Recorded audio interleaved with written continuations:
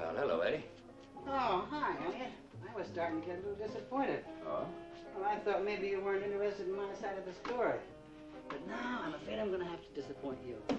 My attorney told me that the only comment I should make to anybody is no comment.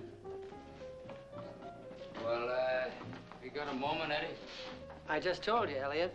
I got nothing to say. Well, I just left my dad. He told me about what happened under the boarding house. He's pretty upset about it. Yeah, he's a good man. Yeah, I know he is. He asked me if there's anything I could do about it, but of course there isn't, you know. I know. I know you know. It's just like a few years ago when I got out of parole. I moved into the same boarding house you're living in with my dad. And you got the bum's rush 3 days later. No, they gave it to me in 2 days. Look, Eddie, I'd like to ask you something. I said no interview.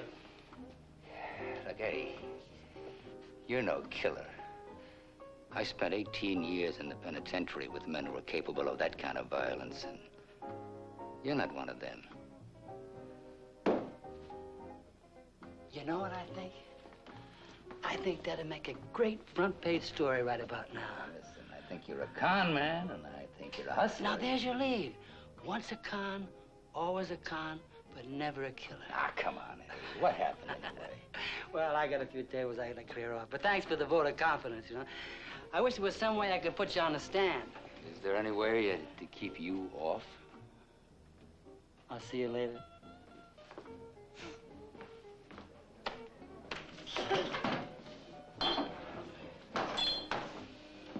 Okay, Eddie, I'll see you later. Yep. Oh, by the way, here. My dad said you might need that. Well, you tell your dad.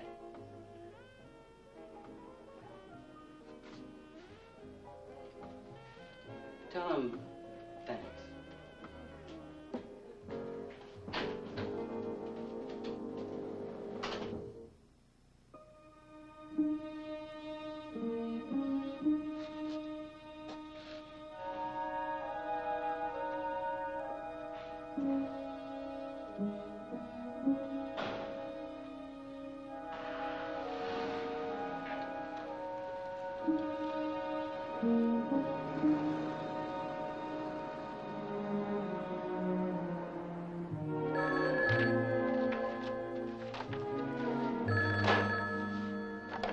Hello. Is that you, Leslie? Yes, Martin, I've been waiting for you. Something very unfortunate has occurred. I've had a serious argument with Weber. He stormed out of the house, threatening all sorts of things. Why don't you call the police?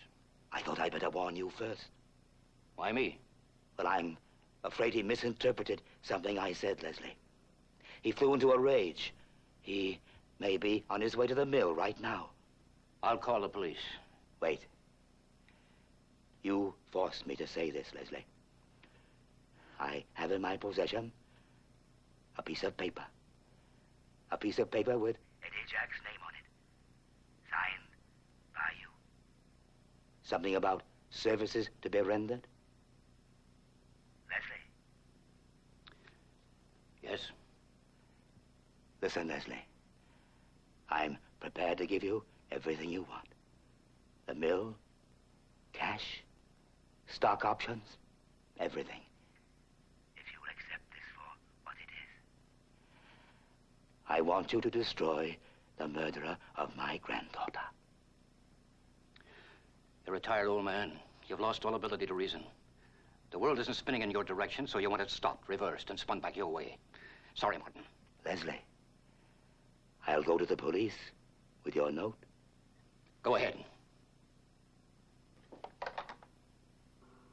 Why were you so insistent on seeing him alone?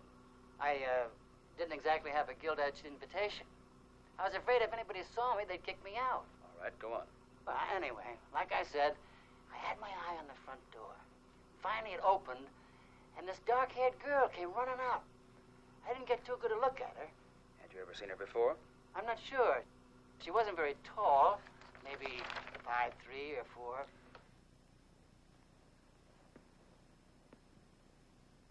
Hi. Hi. Feeling any better? Yes, a little.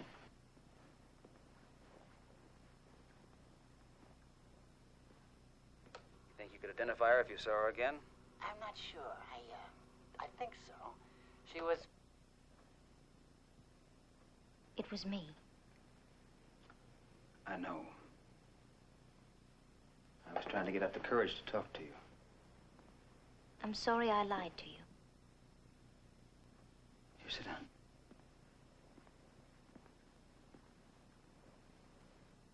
Now tell me what happened. That afternoon at the house, When we signed the property settlement? yes. I left. Then suddenly there were doubts all over again. I had to find out about you once and for all. I walked and I walked and I walked. When I realized it was dark, I called Adrian. She didn't want me to come over, but I came over anyway. She made me pay for it. She repeated over and over again how much she wanted you. We started to argue. She walked away from me up the stairs. I followed her. I still hadn't gotten what I'd come for. And then all of a sudden, she admitted to me that she had lied. Nothing had happened between you and Boston. But that afterwards...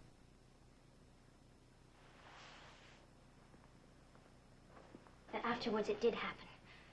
That it was my fault because I didn't believe you. She said you were hers now, that you belonged to her.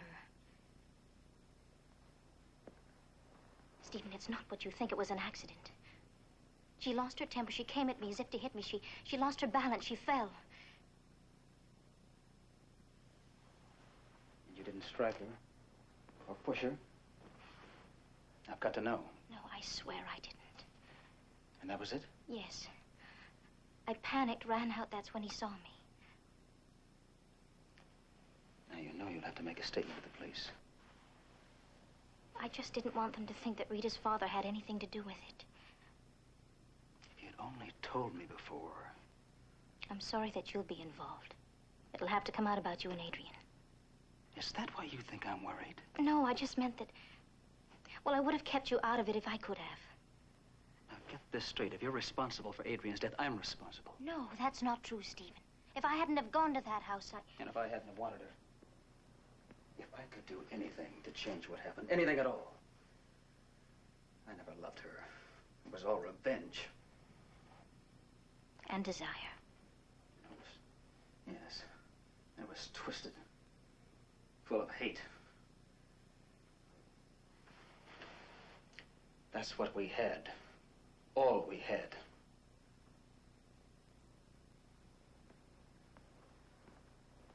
You cared enough about us, about you and me, to go to Adrian, to find out what really happened. And you still care about us. Please, Stephen. You know what I think? Maybe out of all this, Betty and I will get back together.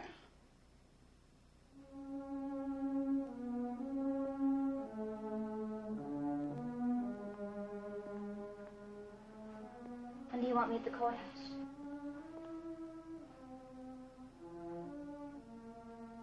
Nine in the morning.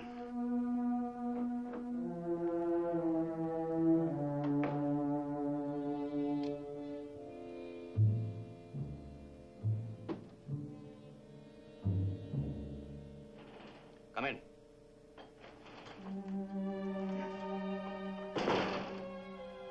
Good evening, sir. Weber, where are Mr. Peyton and Mr. Kennedy? Well, there's been a change in plans. Mr. Payne asked me to pick you up and drop you off at the inn. He and Mr. Kennerly will be waiting for you there, sir. The inn?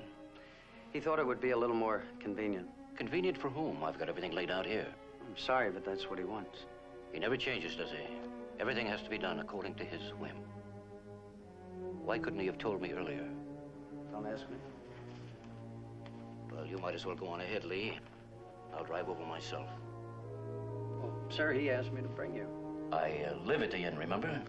You'll only have to bring me back for my car. I have no objections as long as that's what Mr. Payne wants. You obey him without question, don't you? I do as I'm told. You better bundle up. It's getting pretty cold out.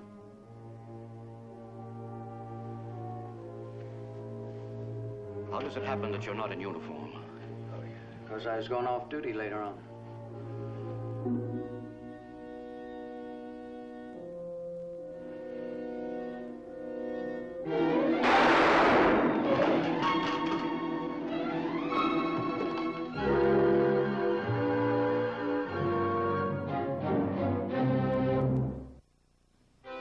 preview from the continuing story of Peyton Place.